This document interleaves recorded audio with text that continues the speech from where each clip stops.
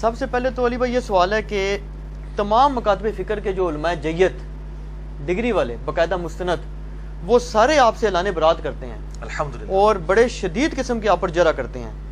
تو پھر سوال یہ پیدا ہوتا ہے کہ آپ کا آخر اپنا فرقہ کون سا ہے اور آپ یہاں تک پہنچے کیسے ہیں؟ آخر آپ کا بھی تو کوئی بیک گراؤنڈ ہے. دیکھیں جی، یہ سوال تو اکثر لوگ کرتے ہیں کہ تمام مکاتب فکر کے علماء شدید اعلان برات کرتے ہیں. تو الحمدللہ میں یہ اپنے لیے اعزاز سمجھتا ہوں کہ تمام مکاتب فکر کے فرقہ پرست علماء شدید اعلان برات کرتے ہیں. اور یہ کوئی نئی بات نہیں ہے، یہ شدید اعلان برات ان کا باقی علماء مکاتب فکر کے علماء سے بھی ہے. کیا بریلوی علماء دیوبندیوں سے شدید اعلان برات نہیں کرتے؟ دیوبند بریلویوں سے شدید اعلان برات نہیں کرتے؟ سنی شیعہ سے، شیعہ سنی سے، اور اس قسم کی لینگویج استعمال کرتے ہیں ایک دوسرے کے علماء کے بارے میں. تو یہ کوئی ایک نئی چیز نہیں ہے. ظاہر ہے جب بھی کوئی حق کی آواز بلند ہوگی یہ لوگ مخالفت میں اتریں گے. کاش یہ اعلان برات کرنے کے کو چھوڑ کے کتاب و سنت کے دلائل میں کوئی رد کرنے کی کوشش کرتے، چھڑولا مارنے دی نہیں کتاب و سنت کے دلائل، تو اس کو پذیرائی بھی حاصل ہوتی اور اس کو ایکسیپٹ بھی کیا جاتا. باقی رہا کہ میرا فرقہ کون سا ہے، میں تو بار بار کہتا ہوں کہ میرا فرقہ، میرا گروہ، فرقہ تو میرا کوئی بھی نہیں ہے جی. اسلام میں فرقہ واریت حرام ہے. وَاعْتَصِمُوا بِحَبْلِ اللَّهِ جَمِيعًا وَلَا تَفَرَّقُوا إِنَّ الَّذِينَ فَرَّقُوا دِينَهُمْ وَكَانُوا شِيَعًا لَسْتَ مِنْهُمْ فِي شَيْءٍ. اے نبی، جنہوں نے دین میں فرقے بنائے اور اپنے آپ کو گروہوں میں بانٹ لیا، آپ کا ان سے کوئی تعلق ہی نہیں ہے. تو وہ میں اس گروہ میں شامل ہوں جو نبی صلی اللہ علیہ وآلہ وسلم کے زمانے میں آپ صلی اللہ علیہ وسلم، آپ کے صحابہ اکرام علیہم رضوان اور آپ کے اہل بیت علیہم السلام کا گروہ تھا. اور آج بھی الحمدللہ جو اس گروہ کے اندر شامل ہیں میں ان کی عزت کرتا ہوں. میں سب لوگوں کو الحمدللہ مسلمان سمجھتا ہوں جو بھی اللہ اور اس کے رسول اور صحابہ اکرام اور اہل بیت کے ساتھ عقیدت رکھتے ہیں، ان کی تعلیمات کے اوپر الحمدللہ عمل کرتے ہیں. تو میں یہاں تک کیسے پہنچا ہوں؟ دھکے کھا کے جی. میں نے بیک گراؤنڈ تو اپنا شروع میں بتا دیا تھا کہ بیسیکلی میری جو بلٹ اپ ہوا ہے وہ ایک کٹر بریلوی خاندان کے اندر ہوا ہے، اور بڑی چھوٹی عمر سے ہی میں ایک سمجھ لیں ایک پریکٹسنگ قسم کا بریلوی تھا. پریکٹسنگ مسلمان نہیں، بریلوی. اور میں اس لیے نہیں بول رہا کہ میں بریلویوں کو نعوذ باللہ کو کافر سمجھتا ہوں، میں مسلمان ہی سمجھتا ہوں. مراد یہ کہ اپنے مکتبہ فکر کے اندر فلرش کرنے والا. یعنی میری عمر اس وقت سمجھ لیں ہارڈلی کوئی 10-12 سال تھی تو مسجد کے ساتھ تعلق بن گیا، اور بڑی چھوٹی عمر کے اندر ہی، یعنی مجھے صحیح طرح یاد ہے کہ میں مئی 1992 میں بالغ ہوا تھا، اور میں الحمدللہ اس وقت بھی 5 وقت نماز پڑھتا تھا الحمدللہ، اور رمضان المبارک کے روزے رکھتا تھا. اور اس کے بعد بڑی چھوٹی عمر کے اندر ہی دعوت اسلامی کا قرب مل گیا. الیاس قادری صاحب کا سبز پگڑی باندھنی شروع کر دی 1992 میں، 93 میں باندھنی شروع کر دی تھی. اور پھر آنورڈ تقریباً 2001 تک میں دعوت اسلامی میں رہا. اس کے بعد کچھ اختلافات کی وجہ سے میں الگ ہو گیا. اسی دوران میں انجینئرنگ یونیورسٹی سے بھی فارغ ہو چکا تھا ڈگری کر کے، اور پھر میری جاب بھی ہوگی اسلام آباد میں ایک سرکاری محکمے کے اندر. الحمدللہ 19 گریڈ میں ہوں میں. تو بینگ میکینیکل انجینئر میری اس اعتبار سے تو ایکسپرٹیز تھیں، لیکن میں میٹرک لیول سے ہی کتابیں پڑھنے کا شوقین تھا. بہار شریعت میں نے 1994 میں پہلی دفعہ دلی سے چھپ کے آئی تھی. اس وقت مجھے یاد ہے میں نے 300 روپے کی خریدی تھی. تو اس وقت 300 روپے بڑی چیز تھی، نئی آئی تھی کمپیوٹر کمپوزنگ کے ساتھ. تو میں نے فقہ حنفی ساری کی ساری پڑھ لی. اور اس کے بعد تصوف کی وہ کتابیں جو صرف اہل تصوف صرف ان کا نام سنتے ہیں جی، رسالہ قشیریہ ہے، کوئی کیمیائے سعادت ہے، احیاء العلوم ہے، مکاشفۃ القلوب ہے، کیمیائے سعادت ہے، منہاج العابدین ہے، غنیۃ الطالبین ہے، عوارف المعارف ہے. یہ وہ کتابیں ہیں جو میں نے ایف ایس سی لیول کے اوپر تصوف میں اپنی اس شوق کی وجہ سے پڑھ لی ہوئی تھی. اور 1996 میں جب میں ابھی سیکنڈ ایئر کا اسٹوڈنٹ تھا انجینئرنگ یونیورسٹی میں، کٹر قسم کا صوفی بن چکا ہوا تھا. سبز پگڑی بھی باندھتا تھا اور ایک پریکٹسنگ صوفی بھی، اور امام غزالی کو میں اپنا ایک آئیڈیل مرشد سمجھتا تھا. آج بھی میں کئی چیزوں میں ان کی قدر کرتا ہوں، جن میں اختلاف ہے وہ اپنی جگہ. پھر چلتے چلتے 2001 میں جب میں ڈگری کر کے فارغ ہوا 2000 کے مڈ میں، اور پھر اس سے لے کے 2001 تک یہ 1 سال کا پیریڈ تھا جو میرے اوپر تھوڑا تکلیف دہ تھا. میری کمر میں تکلیف ہو گئی، اس کی وجہ سے میں ڈگری کرنے کے بعد جاب وغیرہ کی تلاش میں اس طرح نہیں رہا، میں نے گھر میں آرام ہی کیا. اس دوران مجھے غلام سعود سعیدی صاحب کا تعارف ہوا. شرح صحیح مسلم میں نے پڑھنی شروع کی، اور الحمدللہ اس کی وجہ سے میرا ذہن کھلا کہ بریلوی ہوتے ہوئے بھی آپ بریلوی علماء سے اختلاف کر سکتے ہیں. یہ غلام سو سعیدی صاحب کی ایک خصوصیت تھی اور میں نے ان کو بتائی بھی. میری الحمدللہ ڈیٹیل ان سے ملاقات ہوئی تھی 22 مارچ 2007 کو ڈیٹیل کے ساتھ, اور الحمدللہ بڑے اوپن مائنڈڈ وہ شخصیت تھیں. پچھلے سال ہی فوت ہوئے, اللہ تعالیٰ ان کی مغفرت کرے. ان کی وجہ سے میرا ذہن کافی کھلا. پھر آہستہ آہستہ میں نے صحیح مسلم پڑھنا شروع کی. غلام سو رضوی صاحب کی جو فیصل آباد والے ہیں, سردار صاحب کے مدرسے کے اندر وہ شیخ الحدیث تھے, وہ بھی فوت ہو چکے ہیں. بخاری مسلم میں نے بریلویوں کا ترجمہ ہی پڑھا, اور بس اس طریقے سے کام چلتا رہا. بل میں نے کبھی سوچا نہیں تھا کہ میں نے فرقہ واریت کو چھوڑنا بھی ہے. پھر ٹرننگ پوائنٹ میری لائف کے اندر آیا ہے مارچ 2007 میں, جب میں نے پہلی دفعہ قرآن حکیم کو پری ڈیٹرمنٹ رزلٹس کے بغیر قرآن پاک کا ترجمہ پڑھنا اور سننا شروع کیا. امام کعبہ کی آواز میں فتح محمد جلندری صاحب کا ترجمہ, اور ساتھ ساتھ کنز الایمان امام احمد بریلوی المتوفی 1340 ہجری بمطابق 1921 عیسوی, ان کا ترجمہ پڑھنا شروع کیا. تو کرتے کرتے میرا جو ہے دل وہ ٹلٹ ہو گیا اس حوالے سے کہ قرآن حکیم کے جو عقائد و نظریات ہیں ان کے اوپر میں کم از کم نہیں ہوں. پھر پیر نصیر الدین نصیر صاحب کا تعارف ہوا, ان کی کتابیں پڑھنی شروع کی. 2007 میری زندگی کا ایک بڑا کریٹیکل ایئر تھا اس اعتبار سے, حتیٰ کہ 2000 کے اینڈ تک میں تقریباً آپ سمجھ لیں تبلیغی جماعت کو حق پہ سمجھنا شروع کر دیا تھا میں نے, یعنی بریلویت سے نکل کے ایک سٹیپ دیوبند کو, کہ کم از کم ان کی توحید کے اعتبار سے معاملات درست ہیں. اور 2 نومبر 2007 کو رائمنڈ اجتماع میں بھی میں سالانہ اجتماع میں گیا, وہاں بھی بڑا کلوزلی ان کو دیکھا. لیکن مجھے کچھ ہی عرصے میں اندازہ ہوا کہ بریلوی اور دیوبندی مکتبہ فکر دونوں ہی تقریباً کوئی 19-20 کا ہی فرق ہے. بزرگوں کے واقعات, فضائل اعمال کے اندر جو کچھ لکھا ہوا ہے, یہ وہ ساری کی ساری چیزیں اسی قسم کی ہیں. تو 2007 کے اینڈ پہ میں جو ہوں وہ متزلزل ہو گیا. اسی دوران میں حج پہ چلا گیا وائف کے ساتھ. جب واپس آیا فروری 2008 کے اندر, تو میں نے آتے ہی پہلا کام کیا کہ میں نے ابو داؤد, ترمذی, نسائی, ابن ماجہ بھی خرید لی, بخاری مسلم پہلے ہی تھی, ان کو پڑھنا شروع کیا. اور میں نے کمپیریٹیو سٹڈی 2008 کے اندر شروع کر دی, فروری مارچ کے اندر. اور کمپیریٹیو سٹڈی یہ کہ میں مختلف مکاتب فکر کے علماء کو ملتا تھا جا کے, جس طرح ہوں تسی میرے کو آئے ہوئے ہو نا. خیر میرے کو تو خیر اس طرح میرے ورگا تو بندہ کوئی نہیں سی جس کو میں جانتا, نیوٹرل. باقی تمام مکاتب فکر کے علماء کے پاس 2008 یعنی فروری, مارچ, اپریل, یہ اس دوران میں مختلف علماء کو, بریلویوں کو مل رہا ہوں. بریلویوں کے ساتھ تو خیر بچپن سے تھا, بریلویت ہم سے زیادہ کون جانتا تھا. میں دیوبندی مفتی کے پاس اسلام آباد میں گیا, میرے آفس کے کولیگ لے گئے اور وہ کہنے لگے جی بہت بڑے مفتی ہیں, آپ ان کے ساتھ ڈسکشن کریں. میں نے جب تھوڑی سی ڈسکشن کی تو وہ فوراً ہی اپنا وہ جس کو کہتے ہیں کانفیڈنس لوز کر جانا اور ایک بڑی تلخ رویے کے اوپر اتر آنا بغیر دلائل کے ساتھ. میں نے ایک انگوٹھے چومنے کا مسئلہ ان سے پوچھا کہ یہ جو انگوٹھے چومتے ہیں بریلوی حضرات, تو آپ کیوں نہیں چومتے؟ اب میں دیوبندی ہو چکا ہوا تھا لیکن انگوٹھے بھی چومتا تھا. کیوں؟ میں اپنے بزرگوں کا کٹر فالوور تھا. میں نے کہا جی وہ رد المحتار یعنی فتاوی شامی کے اندر یہ لکھا ہوا ہے کہ نبی صلی اللہ علیہ وآلہ وسلم کے مبارک نام کے اوپر انگوٹھے چومے جائیں. اذان کا جواب دیتے ہوئے بھی پہلی دفعہ پڑھا جائے قرۃ عینی بک یا رسول اللہ, دوسری دفعہ پڑھا جائے صلی اللہ علیہ یا رسول اللہ. تو میں پڑھتا تھا. تو میں نے ان کو کہا کہ آپ کیوں نہیں پڑھتے ہیں؟ تو وہ کہنے لگے کہ یہ تو ضعیف حدیث ہے. میں نے کہا فضائل مال میں کئی ضعیف حدیث ہیں جس پہ ہم عمل کر رہے ہیں, تو انگوٹھے چومنے والی روایت سے کیا مسئلہ ہے؟ تو انہوں نے پھر اپنے دل کی بات کر دی. انہوں نے کہا جی یہ چونکہ بریلوی کرتے ہیں اس لیے ہم نہیں کرتے. یہ کون تھے جی مفتی اسماعیل؟ یہ میں نہیں, اسماعیل طورو صاحب سے تو خیر میری ملاقات نہیں, ان کی بھی کئی ایک چیزیں میرے سامنے آئی ہیں, وہ تو آپ چھوڑ دیں. کوئی اور مفتی صاحب ہیں, میں اب وہ نام نہیں لیتا, اتنے مشہور نہیں ہیں لیکن وہ بڑے مفتیوں میں. ٹھیک ہے. اور اسی طریقے سے الحمدللہ مجھے کہنے لگے یہ جس قسم کی تم گمراہ کن باتیں کرتے ہو نا اور ہمارے بزرگوں کے بارے میں, مجھے کہتے ہیں جی آپ اختلاف امت اور صراط مستقیم پڑھ لیں. وہ بریلویوں کے پاس آپ چلے جائیں, وہ کہتے ہیں جال پڑھ لیں آپ احمد یار نعیمی صاحب کی, اور یہ یوسف لدھیانوی صاحب کی اختلاف امت اور صراط مستقیم, یہ سب نے اپنی اپنی ٹیکسٹ بکس رکھی ہوئی ہیں نا. وہ کہتے ہیں آپ جی یہ پڑھ لیں. اور اہل حدیث کے پاس چلے جائیں گے, وہ کہیں گے آپ تلاش حق پڑھ لیں. وہ بھی ایک اہل حدیث ہیں ریورٹڈ, انہوں نے تلاش حق لکھی ہے. شیعہ کے پاس چلے جائیں, وہ آپ کو کہیں گے جی وہ ایک مالکی سوڈان کے سنی سے شیعہ ہوئے تھے, ان کی کتاب اردو میں آ چکی ہے, میں بھی سچوں میں ہو جاؤں, تیجانی صاحب کی. وہ کہیں گے جی یہ تیجانی صاحب دی جناب پڑھ لو, میں بھی سچوں میں ہو جاؤں. تو سارے کو اپنی اپنی کتابیں, کوئی اللہ دی کتاب اللہ نبی دی کتاب نہیں پڑھاتا. انہوں پتا ہے پہلے مولوی دی کتاب پڑھو تاکہ تمہاری مت ماری جائے.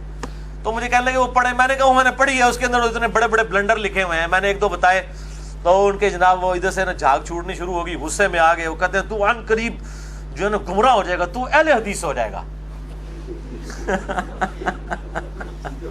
میں نے کہا جی میں تو اہل حدیث کو گمراہ سمجھتا ہوں, میں نے کیوں اہل حدیث ہونا ہے؟ نہیں, اس طرح کی باتیں کرنے والے اہل حدیث ہو جاتے ہیں.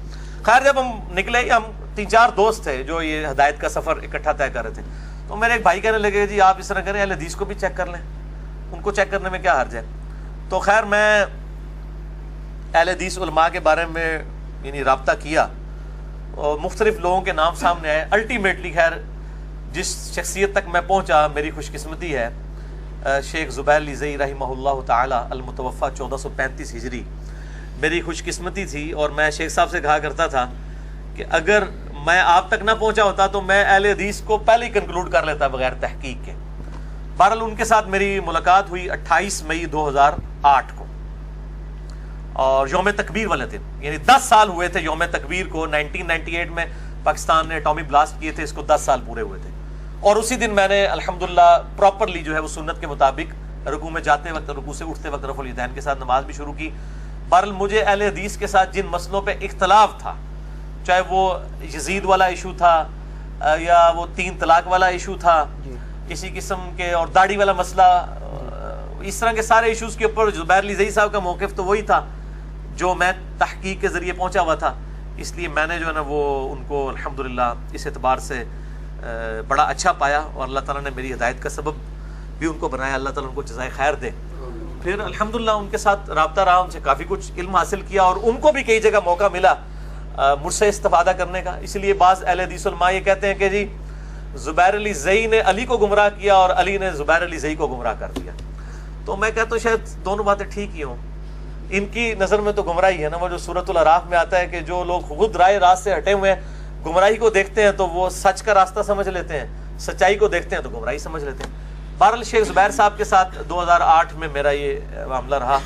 اسی دوران مجھے ایک اہل تشیع عالم کا تعارف ہوا,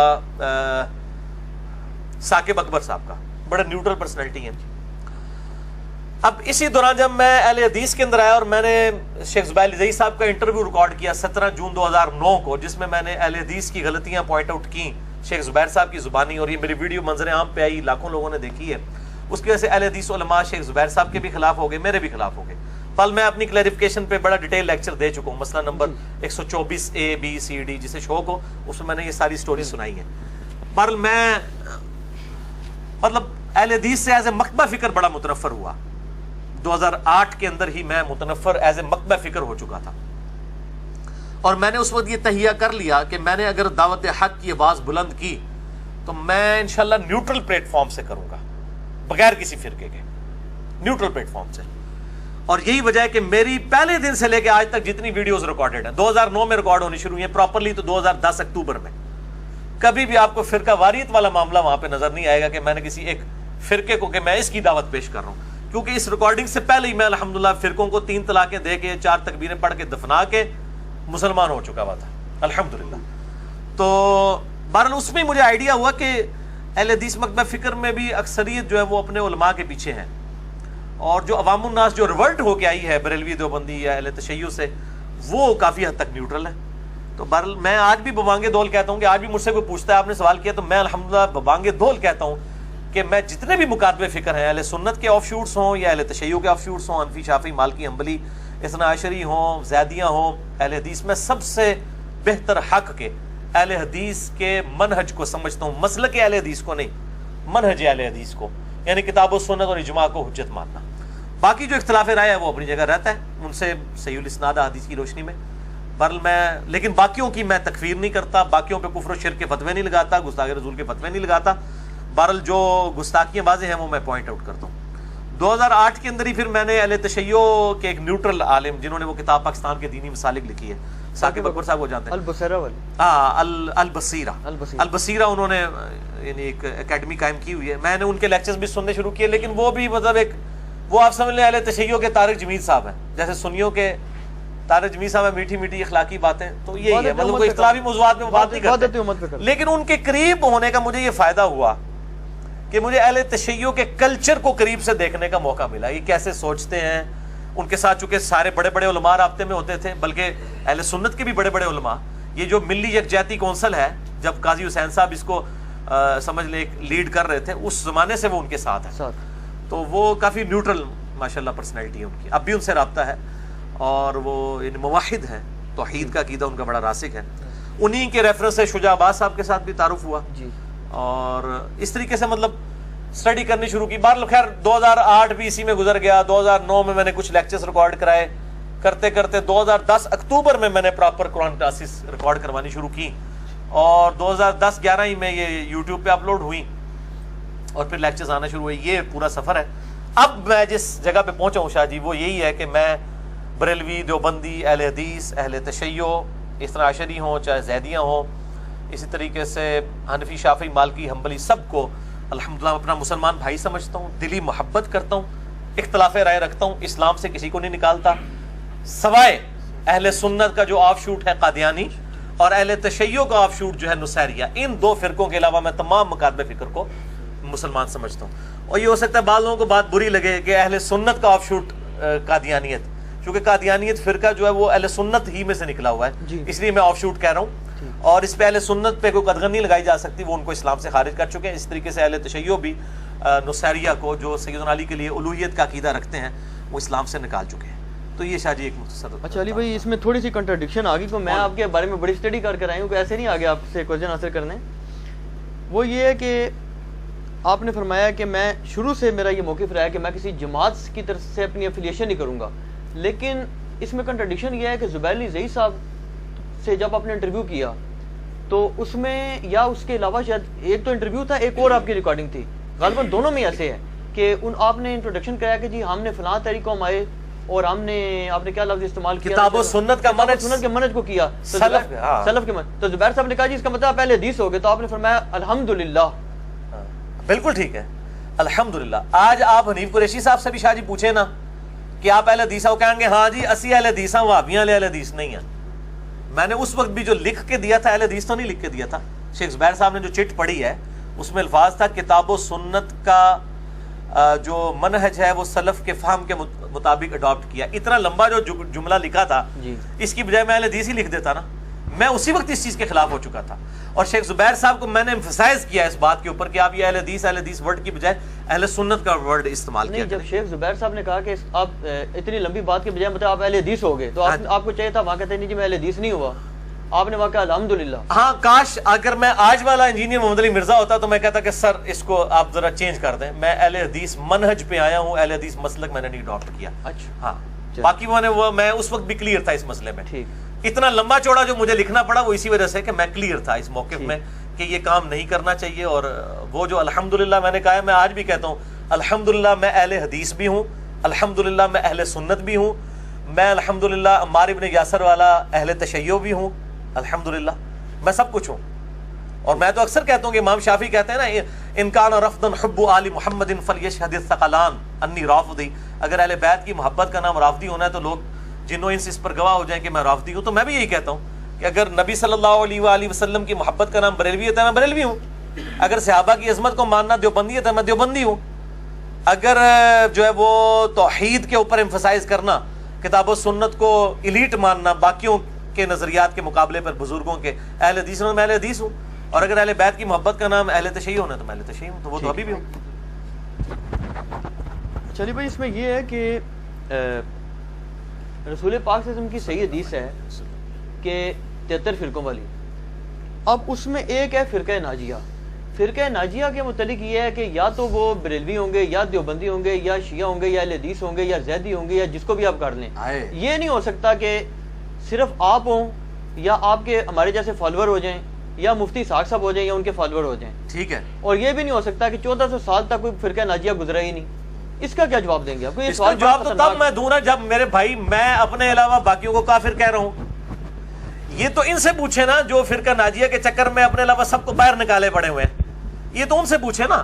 میں تو الحمدللہ فرقہ ناجیہ اس اعتبار سے ان سب لوگوں کو سمجھتا ہوں جو اپنے آپ کو مسلمان سمجھتے ہیں اور وہ خود اپنے آپ کو کافر نہیں کہتے ہیں, اسلام سے نکالنا نہیں چاہ رہے ہیں, کتاب و سنت کی تعلیمات کو لے کے چل رہے ہیں, چاہے وہ کسی بھی مکتب فکر سے ہیں.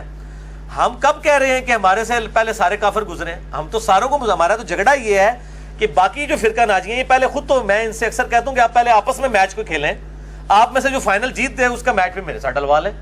کیا بریلوی دیوبندی اہل حدیث شیعہ اور باقی مکاتب فکر یہ آپس میں میچ کھیل کے کوئی ایک ناجیہ فرقہ ڈیفائن کر چکے ہیں؟ وہ اپنے علاوہ سب کوئی کافر سمجھتے ہیں، سب کوئی گستاخ رسول مشرک سمجھتے ہیں اور دوست کی فرقہ سمجھتے ہیں.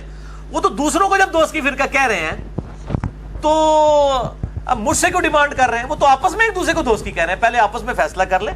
میں تو انسانوں کو انشاءاللہ تعالی جنتی مانتا ہوں اس حوالے سے کہ ان میں جو جو صحیح لوگ ہیں انشاءاللہ جنت تک جائیں گے، اور جو جو لوگ فرقہ واریت پھیلا رہے ہیں انشاءاللہ تعالی ان کی پھینٹی لگے گی. باقی جو 73 فرقوں والی حدیث اتنا آسان نہیں ہے اس کو فٹ کرنا، خود ان لوگوں نے ایک دوسرے کے اوپر فٹ کیا ہے. اور پھر حنفی شافعی مالکی حنبلی اختلافات کو یہ فروعی کہتے ہیں. دوسری جانب تو انہوں نے خانہ کعبہ میں 4 مسلے ڈالے ہوئے تھے. اگر یہ فروعی اختلافات تھے تو امام لادا کیوں تھے؟ ایک دوسرے کے پیچھے نماز کیوں نہیں پڑھتے تھے؟ اگر سنی مانتے تھے سب آپس میں تو یہ 4 انہوں نے اماموں کے نام کے اوپر مسلے کیوں کھڑے کیے ہوئے تھے؟ اور فقہ کی کتابوں میں آپ جائیں تو فقہ حنفی کتابوں میں یہاں تک لکھا ہے کہ اگر کوئی شافعیہ عورت بیاہ کے اپنے گھر لائے تو ایسا ہی ہے جیسے کوئی یہودیہ بیاہ کے لائے. فتاوی الامگیریہ کے اندر باقی کتابوں کے اندر یہ ریفرنسز موجود ہیں. تو یہ بات ہی کرتے ہیں صرف، باقی ایک دوسرے کو پکا گناہ سمجھتے ہیں. یہ تو آپ نے میری بات کی پھر تصدیق کر دی نا. ان کا تو موقف ہے بالکل کلیئر. مثلا ان کا موقف یہ جی ہمارا یہ گروہ ہے، یہ ہمارے علماء ہیں، ہم حق پر ہیں، ہم فرقہ ناجیہ، باقی سارے جنمی ہیں. آپ کا وہ حساب ہے کہ وہ ہمیں کہتے ہیں جی کہ ادھر کی اینٹ ادھر کا روڑا بان متی نے کنبا جوڑا، کہ جناب یہ شیعوں سے لے لیا، یہ دیوبندیوں سے لے لیا، یہ بریلویوں سے لے لیا. وہ کہتے ہیں یہ فکر کبھی دنیا میں رہی ہے آج تک؟ جی بریلوی دیوبندی اہل حدیث شیعہ سے ہم نے کب کوئی چیز لی ہے؟ ہم تو اہل سنت کی مین سٹریم کی کتابوں سے چیزیں لے رہے ہیں. اگر امام بخاری امام مسلم کی کتابوں سے ہم کو ریفرنس آپ کو پیش کرتے ہیں تو یہ اگر آپ اس روڑے کو آپ سمجھتے ہیں کہ یہ کوئی رانگ نمبر ہے تو آپ امام بخاری امام مسلم کو رانگ نمبر کہیں نا، مجھے تو نہ کہیں. ہم تو اسی لیے کہتے ہیں پھر یہ ٹنی ہے. انہوں نے اپنی اپنی مطلب کی بخاری مسلم لی ہوئی تھی، ہم نے ساری کمبائنڈ فارم میں ایک جگہ کر دی ہے. اگر میری کوئی ذاتی کتاب ہوتی، میں اپنی سند کوئی پہنچا رہا ہوتا نبی علیہ السلام تک، تو آپ ضرور اعتراض کرتے. میں تو ہمیشہ بخاری مسلم کے ریفرنسز دے رہا ہوں. اب آپ اپنے بزرگوں کو روئیں جنہوں نے آپ کو دھورا دین دیا تھا، آدھی باتیں بتائی تھیں آپ کو بخاری مسلم سے، آدھی باتیں چھوڑ دی ہوئی تھی. میں نے وہ ساری لا کے پبلک کے سامنے رکھ دی ہیں. اصل سننی ہے میں وہاں تو بزرگ بھی ٹننی تھے، تسی بھی ٹننی، پھر تو میں ہی کہوں گا نا. اگر میری کتابیں اپنی ہوتی، سنیوں والی کتابیں نہ ہوتی، آپ کا اعتراض بالکل جینون تھا کہ جس نے گھر بیٹھ کے باتیں بنائی ہیں. اگر بخاری مسلم میں انٹرنیشنل نمبرنگ میرے علاوہ کوئی بندہ نہیں بتاتا کہ آپ کاؤنٹر چیک کر سکیں، کوڑ مار کے ٹوٹ جاندے ہیں ویڈیو دے اندر. میں انٹرنیشنل نمبرنگ بتاتا ہوں، لوگ کاؤنٹر چیک کرتے ہیں اور وہ نکلتی ہے. تو اگر میں نے یہ حدیثیں نکال کے پبلک کو بتائی ہیں تو یہ حدیثیں میں نے گھر تو نہیں لکھی ہیں، بخاری مسلم میں پہلے تھی. آپ اپنے بزرگوں کو روئیں، ان کے ساتھ جا کے آپ وہ جس پریس کلب کے باہر احتجاج کریں اپنے بزرگوں کے خلاف کہ جی ہم نے تو اب انجینئر صاحب کو اپنا بزرگ مان لیا کیونکہ آپ نے تو بخاری مسلم میں حدیثیں ہم تک چھپائی ہوئی تھی. آپ نے تو ہمیں بتایا نہیں تھا بخاری میں حدیث ہے 2812 کہ عمار کو ایک باغی جماعت قتل کرے گی، عمار ان کو جنت کی طرف بلائے گا اور وہ جماعت دوزخ کی طرف بلائے گی. آپ تو یہ حدیث چھپاتے نہیں، یہ تو علی نے نکالی ہے. تو میری اگر کتابیں جس دن شادی الگ ہوئی نا اس دن میرے پر اعتراض بنے گا. جب میری کتابیں وہی ہیں جن کتابوں کو آپ بھی مانتے ہیں تو پھر میرے پہ تو اعتراض ہی کوئی نہیں ہے. باقی پرانے بزرگوں کی کیا بات ہے، وہ اللہ تعالیٰ کے پاس جا چکے، وہ اپنے اعمال کا حساب کتاب خود دیں گے، ہم ان کی کوئی تکفیر نہیں کرتے ہیں. اور باقی پریکٹیکلی تو حنفی بھی کئی معاملات کے اندر بزرگوں کے فتوے چھوڑ چکے ہیں. مدینہ کو کیا امام حنیفہ رحمہ اللہ حرم مانتے تھے؟ نہیں مانتے تھے. ابھی شوال کے 6 روزوں کے اوپر بھی میرا انشاءاللہ لیکچر آئے گا. تمام فقہ حنفی کتابوں میں تواتر سے نقل ہوا ہے کہ امام شافعی، امام ابو حنیفہ رحمہ اللہ تعالیٰ ان کو 6 روزوں کو مکروہ سمجھتے تھے. امام مالک بھی، امام مالک کی تو الموطا امام مالک میں لکھا ہوا ہے، لیکن آج ہمارے پاس حدیثیں موجود ہیں تو یہ اختلاف رائے کرتے ہیں نا. مفقود الشوہر جو ہے، مفقود الشوہر عورت جس کا شوہر گم جائے، ایسی عورت وہ 4 سال تک انتظار کرے گی. امام مالک کا فتویٰ ہے. امام حنیفہ کا فتویٰ ہے کہ 90 سال تک انتظار کرے گی، یا اس کے خامند کے ہم عمر سارے لوگ فوت ہو جائیں. تو کیا حنفی 90 سال والا فتویٰ یہ اپنی پبلک کو بتا سکتے ہیں؟ فتویٰ تو امام مالک کے فتوے کے اوپر دے رہے ہیں. تو یہ ادھر کی اینٹ ادھر کا روڑا تو یہ خود بھی لگا رہے ہیں. ہم تو دلائل کے اوپر بات کرتے ہیں. پہلے سب سے پہلے ہمارے عقائد بتائیں کہ ہمارا کون سا عقیدہ کتاب و سنت کے خلاف ہے. کتاب و سنت کے، بزرگ بابوں کے نہیں، ان کا ہم کوئی ذمہ دار نہیں. کیوں؟ یہ آپس میں بھی ایک دوسروں کے بزرگوں کو نہیں مانتے. امام ابو حنیفہ رحمہ اللہ تعالیٰ کا نام تحقیر کے ساتھ لیا کرتے تھے احمد بن حنبل. ایلو لے جو میرے کو ریکارڈنگ گلا سنیے سر. مسند احمد میں موجود ہے، اپنے بیٹے سے حدیث بیان کر رہے ہیں اور کہتے ہیں وہ ابو فلانا کہتا تھا. ابو حنیفہ بھی نام نہیں لیا. تو پھر بیٹے نے پوچھا کینوں فلانا کہتے پہ فلانا، جسے پنجابی فلانا ٹینگا کہہ دینے نا. انہوں نے کہا میں ابو حنیفہ کو کہہ رہا ہوں. اس طرح تحقیر کے ساتھ یہ نام لیتے تھے. بالکل جھوٹی باتیں کرتے ہیں کہ جی وہ ان کی قبر پہ جاتے تھے رفع دین چھوڑ دیتے تھے، ان کی قبر پہ جاتے رفع دین کرتے تھے. بالکل جھوٹ مالتے ہیں، بالکل جھوٹ بولتے ہیں، ایک دوسرے کے اوپر اتنی جرح کرتے ہیں. میں جرا کے اوپر پورے لیکچر دے سکتا ہوں کہ انہوں نے ایک دوسرے کو پوڑ کے رکھا ہوا ہے. تو پھر یہ جب آپس میں ایک دوسرے کے ساتھ یہ کچھ کرتے رہے ہیں تو ہم سے کوئی ایکسپیکٹ کرتے ہیں؟ ہم بھی اختلاف رائے کرتے ہیں. میں امام حنیفہ، امام شافعی، امام احمد بن حنبل، امام مالک کے قدموں کی خاک بھی نہیں ہوں، لیکن نبی صلی اللہ علیہ وآلہ وسلم کے ٹائٹل پہ ان کو فائز نہیں کر سکتا. جی علی بھائی، آپ نے یہ ذکر کیا جو امام شافعی کا قول ہے، یہ جو اشعار ہے، یہ پبلک سوال نہیں ہے. میں سمجھ گیا ہوں آپ کی بات. اس کو چھوڑ دیں آپ. یہ پبلک سوال نہیں ہے. اچھا، یہ تواتر کے ساتھ نقل ہوئی نہیں چیز. چھوڑ دیں اس کو. بالکل. اور دوسرا یہ کویسچن ہے کہ جو جتنے بھی فرقے ہیں، جس طرح سے علی نقوی بھائی نے یہ کہا کہ وہ اپنے آپ کو فرقہ ناجیہ سمجھ کے پروموٹ کرتے ہیں پبلک میں بھی جتنے بھی ہیں، تو ایک بندہ جو جس طرح سے آپ نے تحقیق کی اور آپ ایک پبلک لیول تک پہنچے، تو ایک بندہ جو اپنے گھر میں بیٹھ کے کر رہا ہے وہ بالکل ڈسٹنگوشڈ ہے، تو کیا وہ فرقہ ناجیہ میں شمار کیا جائے گا؟ کیوں نہیں شمار کیا جائے گا میرے بھائی؟ اگر وہ قرآن حکیم پڑھتا ہے، خواہ اپنے مکتبہ فکر کا پڑھ لے، بریلوی ہے تو بریلویوں کا پڑھ لے، دیوبندی ہے دیوبندیوں کا پڑھ لے، شیعہ ہے شیعوں کا پڑھ لے، اہل حدیث ہے اہل حدیثوں کا پڑھ لے، اس کے بعد اپنے عقیدوں کو ان کے مطابق کر لے، تو وہ فرقہ ناجیہ میں شامل ہے. اگر یعنی قرآن کا پہلا صفحہ کہہ رہا ہے ایاک نعبد و ایاک نستعین، اس کا ترجمہ بریلویوں نے بھی وہی کیا ہے، اہل حدیث نے بھی وہی کیا ہے، دیوبند نے بھی وہی کیا ہے. کسی نے شیطان سے مدد نہیں مانگی ہوئی ہے، نہ کسی نے اس میں ترجمے میں لکھا ہے کہ ہم یا علی مدد یا شیخ عبد القادر جیلانی مدد بھی کہتے ہیں. تو سب کے سب مان ہی رہے ہیں نا، تو اس کے اوپر عمل کریں، اس میں کوئی مسئلہ نہیں ہے. لیکن وہ ترجمہ اپنا پڑھیں. اور یہ جو کہتے ہیں نا وہ ترجمے اپنے اپنے لوگوں نے کیا، ہم کہتے ہیں آپ اپنے ہی پڑھ لیں، چھوڑ دیں باقیوں کو. جی شاہ جی. اچھا علی بھائی، ایک سیدھا سا جواب دینا آپ نے بات کا، کوئی لمبی چوڑی سوال نہیں ہے. ہمیں بھی لوگ ایسی بات کرتے ہیں پھر چپ ہو جاتے ہیں ہم. آپ یہ بتائیں کہ آپ مجتہد ہیں یا نہیں ہیں؟ شاہ جی تسی میرے وکیل کیوں بنے ہوئے ہو؟ مجھے یہ نہیں سمجھ نہیں، آج تو آپ عدالت میں ہیں نا، پھر عوام کی عدالت میں. ٹھیک ہے عوام کی عدالت میں آپ مجتہد ہیں یا نہیں؟ ادھر لگا رہے ہیں، آپ کی بات بہت زیادہ اونچی ہو جائے گی. اوپر والے پورشن میں اوپر لگائیں. دیکھیں نا، آپ جو بات چیت کر رہے ہیں یہ سارا اجتہاد ہے. جی ہاں، دیکھیں اگر میں نے کوئی تنظیم کھڑا کی ہے، کوئی فرقہ کھڑا کیا ہے، میں کوئی چندہ باکس آپ کے حوالے کر رہا ہوں، یا آپ کو چندے کی کوئی میں لسٹ دے رہا ہوں کہ آپ میرے نام کے اوپر یہ چیزیں اکٹھی کریں، پھر تو آپ ضرور کریں. ہم کب کہہ رہے ہیں کہ آپ ہمیں فالو کریں؟ ہم تو مسلمانوں کی مسجد میں نماز پڑھتے ہیں. میری 2 نمازیں جو ہیں بریلویوں کی مسجد میں، دیوبندیوں کی مسجد میں ہوتی ہیں جو میرے گھر کے قریب ہے، اور 3 نمازیں میری اہل حدیث کی مسجد میں ہوتی ہیں، کبھی بریلویوں کی مسجد میں بھی ہو جاتی ہے. تو مختلف، میں شیعہ کی مسجد میں بھی چلا جاتا ہوں کبھی کبھار مجھے موقع ملے. تو میں تو سارے مسلمانوں کی مسجدوں میں ان کے اماموں کے پیچھے نماز پڑھ رہا ہوں. تو مجھے کس چیز کا میرے پر غصہ نکالا جا رہا ہے کہ جی آپ مجتہد ہیں، یہ ہیں وہ ہیں؟ ہم بھائی ادنا سے ایک دین کے خادم ہیں.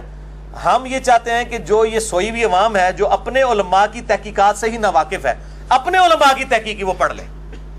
یعنی احمد بریلوی صاحب کا ترجمہ کو پڑھ لے اور وہ دیکھے کیا یہ وہی توحید ہے جو احمد بریلوی صاحب کے ترجمے میں لکھی ہوئی ہے کہ جو بریلویوں کے اندر رائج ہے، یا سید فرمان علی شاہ صاحب نے جو ترجمہ لکھا ہے اہل تشیع کا، اس میں توحید وہی ہے جو وہ پریزنٹ کر رہے ہیں ایز اے مکتبہ فکر.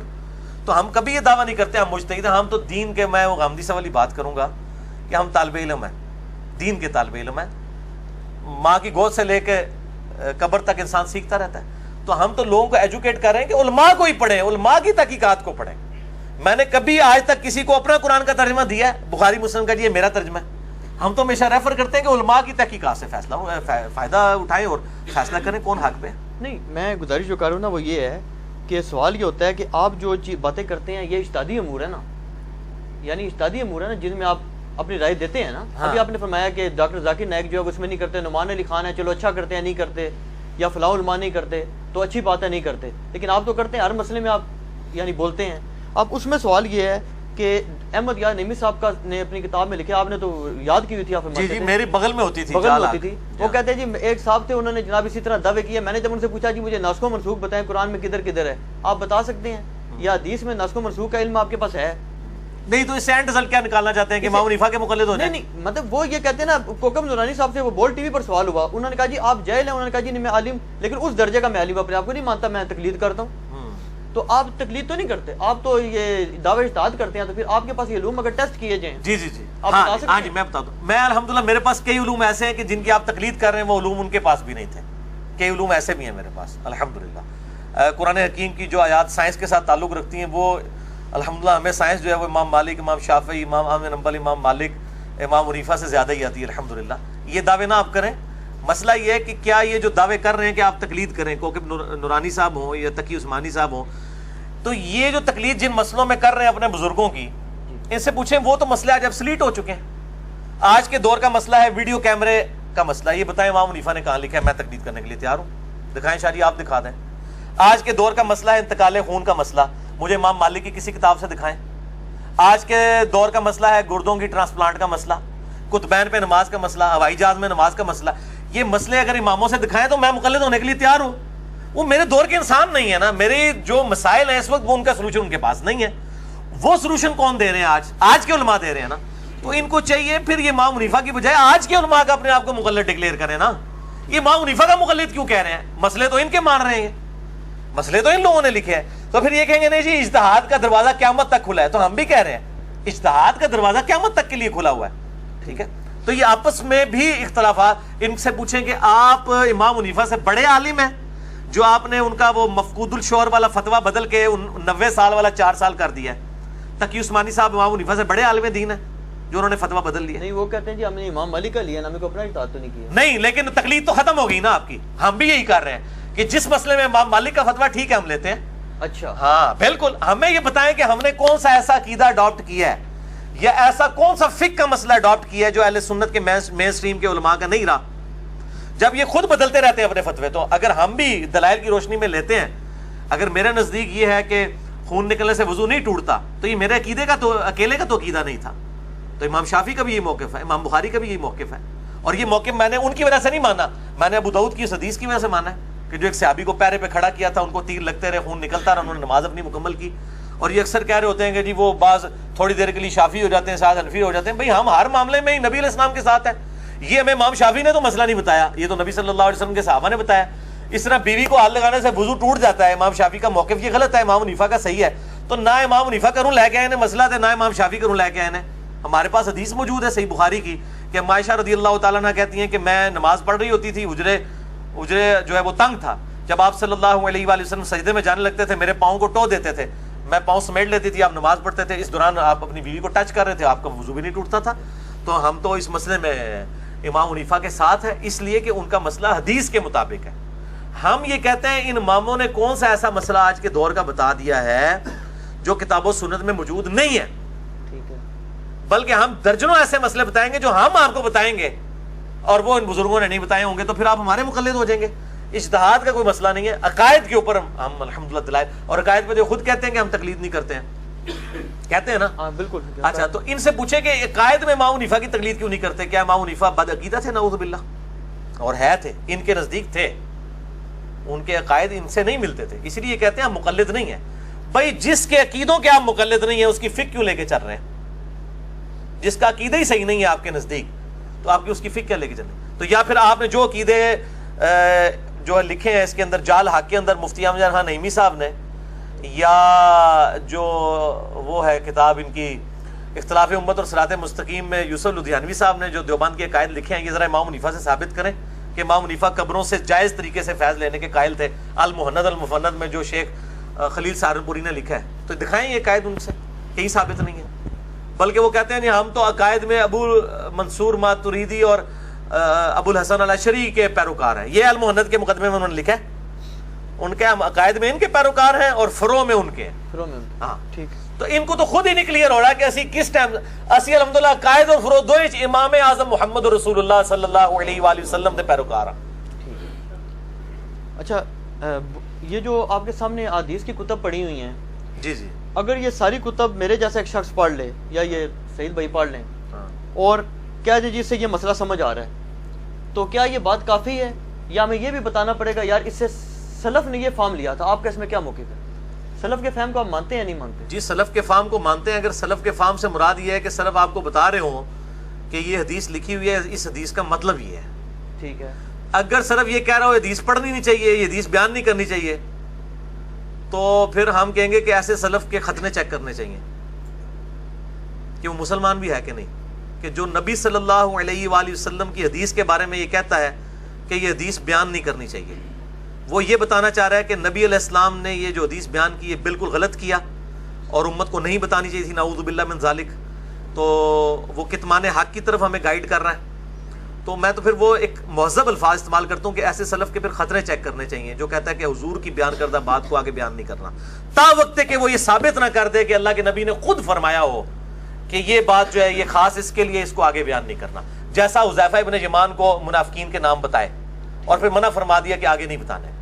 تو جو چیزیں آپ صلی اللہ علیہ وسلم نے دلائل النبوہ کے کانٹیکسٹ میں بیان کی ہیں آگے اور وہ پبلک میں آگے ٹرانسفر ہوئی ہیں، وہ حدیثیں تو جو کہے گا بیان نہیں کرتا، تو پھر ہم سلف سے پہلے اس کا لائسنس چیک کریں گے کہ وہ مسلمان بھی ہے کہ نہیں، بغیر نام لیے خطرے چیک کریں گے اس کے۔ چلیں آپ نے یہ بات اب کی ہے نا، بڑی آپ نے سخت بات کی ہے، یہ بتائیں کہ مشاجرات صحابہ کو آپ ڈسکس کرتے ہیں اوپنلی اور ہمارے جیسے جائے لوگوں کے سامنے اوپنلی ڈسکس کرتے ہیں، علماء کے حلقے میں نہیں کرتے؟ مانو پتہ ہے تو صحیح آگے ٹکڑا ہے۔ اچھا اب مجھے یہ آپ بتائیں کہ اس پہ سلف کا فارم کیا ہے؟ میں یہ کہتا ہوں جی شاہ جی، مشاجرات صحابہ اگر تو مجھ سے پہلے دنیا میں ڈسکس ہی کبھی نہیں ہوئے، میں نے ہی پتھر پھینکا ہے پہلا آ کے، پھر تو اسی میرے گل پہ وہ نہیں بتائیں کس نے کی ہے؟ سارے ڈسکس کرتے آ رہے ہیں، پوری دنیا میں ڈسکس ہو رہے ہیں۔ سنی شیعہ جب کنفلکٹ بن گیا جی تو پوری دنیا کے اندر جنگ جمل صفین نہروان تو ڈسکس ہوتی ہے، ہمارے کورسز کے اندر موجود ہے، تاریخ اٹھا کے دیکھیں تاریخ کے کورسز کے اندر موجود ہے۔ اور المصنف ابن ابی شیبہ میں سلف ہی ہے نا، مصنف ابن ابی شیبہ نو سلف مندے ہو، امام ابن ابی شیبہ نو المتوفا 235 ہجری، امام بخاری امام مسلم کے استاد ہیں، صحیح مسلم میں 1500 حدیثیں اس سے ہیں، انہوں نے باقاعدہ باب باندھا ہے کتاب الجمل، جس میں باب باندھا ہے جمل پہ، نہروان پہ اور صفین کے اوپر چیپٹر سلف نے باندھے ہیں۔ تو مشاجرات صحابہ تو ڈسکس کیا، باقاعدہ چیپٹر بنا کے ڈسکس کیا۔ نہیں چیپٹر میں انہوں نے اوپر یہ چیپٹر بھی بنایا کہ جی حضرت علی حق پہ تھے یا حضرت امیر معاویہ، وہ حدیثیں لکھ دی ہیں نا جناب، حدیثیں لکھ دی ہیں، یہ حق پہ کیا نبی علیہ السلام خود بتا کے گئے ہیں، وہ تو آپ کے سرٹیفکیٹ کی ضرورت ہی نہیں ہے، آپ صلی اللہ علیہ وآلہ وسلم امت کو خود بتا کے گئے۔ ظاہر ہے جب مسئلے اٹھیں گے اسی وقت۔ آپ مجھے ہی بتائیں، اہل حدیث مقدہ فکر کے لوگ جو امی عائشہ رضی اللہ تعالیٰ عنہا پر جو بدکاری کی تہمت لگی، جس میں نبی صلی اللہ علیہ وآلہ وسلم نے کئی دن تک وحی کا انتظار کیا، اس سے اہل حدیث علماء نہیں کہتے ہیں کہ جی وہ حضور کو اگر علم غیب ہوتا تو آپ صلی اللہ علیہ وآلہ وسلم پہلے ہی بتا دیتے، آپ اسی لیے پریشان رہے کہ آپ کی وہ بیوی پہ تہمت لگی تھی کہ وہی نہیں آ رہی تھی، یہ کہتے ہیں کہ نہیں؟ اپنے لیکچرز کے اندر کہتے ہیں۔ اچھا تو کیا کسی سلف نے حدیث افک سے حضور کے علم غیب کی نفی ثابت کی ہے؟ اس کو چیپٹر بنایا ہے کہیں پہ؟ اسی طریقے سے جو صحیح بخاری میں آتا ہے، ابو داؤد میں ڈیٹیل آتی ہے کہ غزوہ خیبر کے موقع پر ایک یہودیہ نے حضور کی دعوت کی صلی اللہ علیہ وآلہ وسلم، زہر آلود گوشت کھلا دیا اور اس میں کچھ صحابہ شہید بھی ہو گئے، اور آپ صلی اللہ علیہ وسلم نے بھی اپنی زبان پہ رکھا اور پھر وفات سے پہلے وہی زہر عود کر آیا۔ تو آپ صلی اللہ علیہ وسلم کو اگر یہ پتہ ہوتا کھانے سے پہلے کہ یہ اس میں زہر ہے تو آپ صحابہ کو بھی نہ کھانے دیتے، وہ کہتے ہیں دیکھیں اس سے پتہ چلا علم غیب نہیں تھا۔ کس سلف نے اس حدیث کے اوپر باب باندھا ہے کہ حضور کے علم غیب کی نفی؟ تو یہ نکلتی ہے، یقیناً نکلتی ہے، رزلٹ تو نکلتے ہیں۔ وہ کہتے ہیں جی چونکہ اب فتنے اٹھے ہیں تو رزلٹ بھی نکالنے پڑ رہے ہیں۔ اب بھی فتنے اٹھے ہیں، جب انٹرنیشنل لیول کے اوپر فیس بک پہ یوٹیوب کے اوپر خلفائے راشدین کی پرسنالٹیز کو ملائن کیا جا رہا ہوگا تو ہم ان کا دفاع نہیں کریں گے، کرنا پڑے گا۔ تو یہ مسئلے تو اٹھتے ہیں نا، تو پھر ظاہر ہے کہ اس کا جواب دینا پڑتا ہے، ہم تو جواب والے اینڈ کے اوپر ہیں۔ باقی رہا کہ احمد بن حنبل یا کسی کا یہ فتویٰ کہ مشاجرات صحابہ ڈسکس نہیں کرنے چاہیے، ظاہر ہے وہ آج کے دور کے انسان نہیں تھے، یہ ان کا فتویٰ ہے نا، قرآن و سنت تو نہیں ہے نا، یہ ان کا اپنا فتویٰ ہے۔ ظاہر ہے انہوں نے یہی سمجھا کہ نہیں کرنا چاہیے تو بہتر سمجھا ہوگا۔ آج وہ زندہ ہو سکتا ہے، ہمارے سے زیادہ بڑھ چڑھ کے بیان کرتے ہیں کیونکہ پرابلم سامنے آ رہے ہیں نا، جب ایشو سامنے آئیں گے تو پھر جواب لکھنے پڑیں گے۔ اچھا یہ جو شیخ زبیر علی صاحب نے 51 سٹیپ میں نماز نبوی لکھی ہے، یہ کس سلف نے نماز نبوی کے اوپر اس طرح کتاب لکھی ہو کہ ایک حدیث بخاری سے اٹھائی ہو، ایک مسلم سے، ایک ترمذی سے، اور سٹیپ بنا کے، یہ تو سٹیپ بخاری نے نہیں بنائے، مسلم نے نہیں بنائے، پوری نماز کا طریقہ تو بخاری مسلم میں موجود نہیں ہے، ساری احادیث کو جمع کر کے ہم سٹیپ وائز بناتے کرتے ہیں نا، تو ہم یہ کہیں گے پھر نماز کے اوپر کوئی کتاب نہیں لکھنی چاہیے، کسی سلف سے ثابت نہیں ہے کہ اس طرح سٹیپ بنائے کے، چیپٹرز بنانے کی بات نہیں کر رہا، سٹیپ بنا کے پورا تکبیر تحریمہ سے سلام تک نماز نبوی صحیح احادیث کی روشنی میں کڈو کی سلف نے لکھی یہ کتاب۔ تو بھئی جب فتنے اٹھیں گے اسی وقت فتنوں کے جواب دینے کے لیے اللہ تعالیٰ اپنے بندوں کو مبعوث کرے گا۔ ٹھیک ہو، اگر ہم ان کے جواب کے اوپر احادیث سے ہٹ کے کوئی بات کر رہے ہیں تو آپ ہمیں ضرور پکڑیں۔ اگر آپ یہ کہیں گے حدیثیں ہیں بیان نہیں کرنی چاہیے، تو میں نے تو امام مسلم کا فارم لکھ دیا ہے، ذرا دکھاؤ نا جی ایٹم بم، واقعہ کربلا کا حقیقی پس منظر، 72 صحیح الاسناد احادیث کی روشنی میں اہل سنت کی کتابوں سے 200 احادیث میں نے بخاری مسلم اور باقی کتابوں سے جمع کی ہیں، اصول کافی سے تو نہیں جمع کی ہیں، یہ سنیوں کی کتابیں ہیں نا۔ اور اس میں یہ دیکھیں یہ سلف کا فارم کو بھی ذرا ہائی لائٹ کریں، یہ جہاں پہ میری انگلی ہے، امام مسلم نے لکھا ہے صحیح مسلم کے مقدمے میں کہ میں عوام الناس کے لیے حدیثیں لکھ رہا ہوں. تو میرے سلف امام مسلم ہیں, انہوں نے کہہ دیا عوام الناس کے لیے حدیثیں ہیں, میں نے بھی عوام الناس کے لیے حدیثیں جمع کر دی ہیں. باقی رزلٹ جس نے نکالنا نکالتا رہے, بس سے زیادہ کیا کہوں. تو میں نے یہ کہا نا کہ اگر کوئی ہمیں یہ کہے گا کہ حضور نے تو بیان کیا تھا, آپ کو حق حاصل نہیں بیان کرنے کا, شاہ جی اگر یہ کوئی کہے گا نا کہ حضور نے جو بات کی ہے یہ حضور کو نہیں کرنی چاہیے تھی, یا حضور نے تو چلو غلطی سے نعوذ باللہ کر دیا, اب تم نے آگے حضور کی بات بیان نہیں کرنی ہے, خاموشی اختیار کرنی ہے, تو ایسے بندے کے پھر خطرے چیک ہوں گے کہ کوئی مسلمان تو یہ بات نہیں کر سکتا. اگر خطرے نکل بھی آئیں گے پھر اس سے اور چیزیں چیک کی جائیں گی. نہیں, علماء تمام اہل سنت کے جو مکاتب فکر کے ہیں, میں یہ نہیں کہتا آپ درست ہیں یا وہ درست ہیں, یہ آپ بتائیں گے. تمام اہل سنت کے مکاتب فکر جتنے بھی ہیں جو اہل سنت کہلاتے ہیں, ان کا موقف یہ ہے کہ مشاجرات صحابہ کو ڈسکس کرنا یہ شیعوں کا منہج ہے, رافضیوں کا منہج ہے. تو یہ امام بخاری امام مسلم جو ہے وہ رافضی ہیں, انہوں نے جو حدیثیں نقل کی ہیں جو میں نے اس میں پمفلٹ میں بیان کی ہیں, ان کو رافضی کہیں گے. یہ تو امام بخاری اگر نہ حدیث لکھ کے جاتے مجھے نہ پتہ چلتا, یا پھر یہ کہہ دیں گے ان حدیثوں کو بیان کرنا حرام ہے تو بخاری کو بھی پکڑے, پھر یہ ترجمہ بھی نہ کیا کریں ان حدیثوں کا. میں نے پبلک کی آسانی کی خاطر اہل سنت کا منہج, جس سے پہلے کہ ہمیں کو رافضی آگے پڑھائے اہل سنت کا منہج, میں نے اہل سنت کی کتابوں میں تو خدمت کی ہے, یہ تو امت لیول کی خدمت ہے, یہ تو خلافت و ملوکیت اتنی بڑی خدمت نہیں ہے جو میں نے یہ پمفلٹ لکھا ہے کہ میں نے اہل سنت کی کتابوں سے سنیت کا مقدمہ پیش کر دیا. اس کا مطلب ہے آپ واک آؤٹ دینا چاہتے ہیں رافضیوں کو کہ آپ کا مقدمہ کمزور ہے. اگر میں نے یہ اپنے گھر بیٹھ کے یہ کتابیں بنائی ہوں خود, پھر تو میں مجرم ہوں. تو میں نے تو اہل سنت کا مقدمہ اہل سنت کی کتابوں سے پیش کر دیا. ڈسکس تو امام بخاری امام مسلم نے کیا ہوا ہے, سکیٹرڈ فارم میں تھی, میں نے ایک جگہ جمع کر دی, جس طرح آپ نے بھی کئی ایک سکیٹرڈ فارم میں چیزیں موجود تھی ایک جگہ ٹاپک کے طور پہ جمع کر دی. تو اس میں کون سا حرج والی بات ہے؟ اس سے جو رزلٹ نکالے ہیں ہم نے, اگر آپ ان رزلٹ سے اختلاف کرتے ہیں تو وہ آپ کا حق حاصل ہے. ہم یہ کہتے ہیں ہم حدیث لکھ رہے ہیں, آپ اس پہ رزلٹ خود لکھتے ہیں, حالانکہ ان کو پتہ ہے ان کی ضرورت بھی نہیں رزلٹ لکھنے, ان کو پتہ ہے جو حدیث میں لکھا ہے وہی رزلٹ ہے.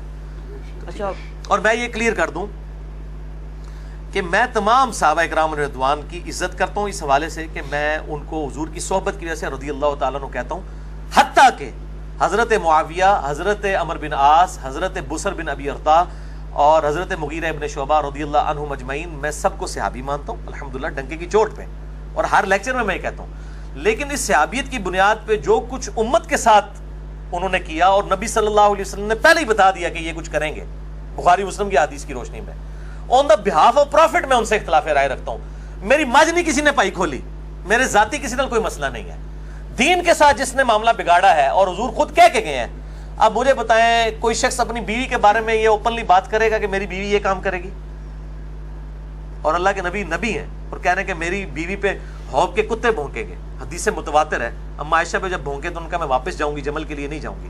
اللہ کے نبی صلی اللہ علیہ وآلہ وسلم نے سیدہ عائشہ کے بارے میں اتنی بڑی بات امت تک پہنچائی ہے, تو یہ دروازہ تو آپ نے کھولا نا, نعوذ باللہ. They are trying to teach their prophet صلی اللہ علیہ وآلہ وسلم, میرا خیال ہے کافی ہے. اور یہ ان جاہلوں کی آپ کی باتیں, یہ آپ جن جاہلوں کی باتیں پیش کر رہے ہیں نا, ان کو کوئی آٹے میں نمک بھی نہیں ہے.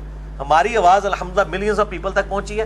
لوگ کہتے ہیں جی بڑی آپ کے خلاف کلپ دیکھتے ہیں, لیکن جب آپ کی کوئی بات سنتے ہیں وہ جب کاؤنٹر چیک کرتے ہیں نکلتی ہے, باقی جتنی بات کرتے ہیں وہ نکلتی ہی نہیں ہے. آپ بات نہیں, تو اس کو کنکلوڈ, اس کو چھوڑ دیں ادھر. میں نے 100 سوالات جو آپ سے 157 مسئلہ ریکارڈ کروائے, اس میں اس ایشو کے اوپر بول چکا ہوں, لہٰذا اس کو میرا خیال ہے ان چیزوں کو اسکپ کریں آپ اور سوالات کریں.